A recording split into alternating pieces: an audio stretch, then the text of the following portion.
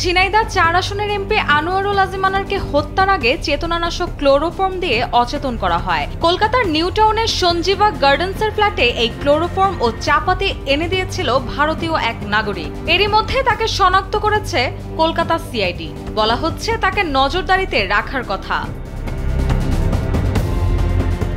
জানা যায় এমপি আনারকে হত্যার আগে ক্লোরোফর্ম দিয়ে অচেতন করে ঘাতকরা। এরপর চাপাতি দিয়ে হাড় মাংস আলাদা করে গুম করা হয়। এতে জড়িত ছিল পিন্টু নামে এক ভারতীয় নাগরিক। এই ঘটনায় ঢাকায় দায়ের করা অপহরণ মামলা তদন্ত করছে ঢাকা মহানগর পুলিশের গোয়েন্দা বিভাগ ডিবি। পিন্টু সম্পর্কে ঢাকা ডিবিকে তথ্য দিয়েছে কলকাতা সিআইডি।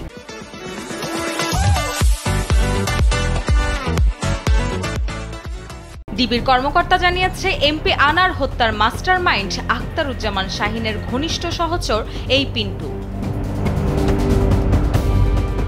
শাহিন কলকাতায় গেলে তার যাবতীয় কাজ দেখভাল করতেন পিন্টু। সে কলকাতাতেই রয়েছে। এরই মধ্যে তাকে জিজ্ঞাসাবাদও করেছে সিআইডি। পিন্টুকে চোখে চোখে রাখা হয়েছে বলে জানিয়েছেন ডিবির এক কর্মকর্তা। এদিকে আনার হত্যাকাণ্ডে সম্পৃক্ত আরো কয়েকজনের নাম পাওয়া গেছে বলে জানিয়েছে ডিএমপির ডিবি প্রধান হারুনুর রশিদ। সবশেষ গ্রেপ্তার হওয়া ফয়সাল ও মোস্তাফিজের আদালতে দেওয়া স্বীকারোক্তিমূলক জবানবন্দির বিষয়ে হারুন জানান, আখতারুজ্জামান শাহিন তাদের ভারতে যাওয়ার জন্য পাসপোর্টের ব্যবস্থা করে দেন। ডিবি প্রধান হারুন আরও জানিয়েছেন কলকাতায় শাহিনের পিএস হিসেবে কাজ করতেন পিন্টু। তিনি জানান শাহিনের পিএস পিন্টুর কাছ থেকে অচেতন করার ক্লোরোফর্ম ও চাপাতি নিয়ে আসার দায়িত্ব পালন করেন মোস্তাফিজ, ফয়সাল ও জিহাদ। শাহিন তাদের নির্দেশ দেন ফ্ল্যাটটিতে যেন কোনো চুল বা রক্তের দাগ না থাকে। এরই মধ্যে ঢাকায় গ্রেপ্তার 7 জনের মধ্যে স্বীকারোক্তিমূলক জবানবন্দি দিয়েছেন 6 জন। তাদের মধ্যে আবার 3 জন বৃহস্পতিবার নিজেদের জবানবন্দি প্রত্যাহারের আবেদনও করেছেন।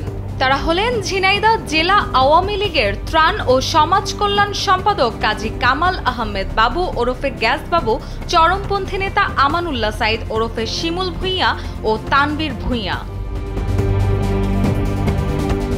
আসামি পক্ষে ঢাকা মহানগর দায়রা জজ আদালতের সাবেক পাবলিক প্রসিকিউটর এহসানুল হক সামাজিক গণমাধ্যমকে জানান, স্বীকারোক্তিমূলক জবানবন্দি স্বেচ্ছায় দেননি আসামিরা।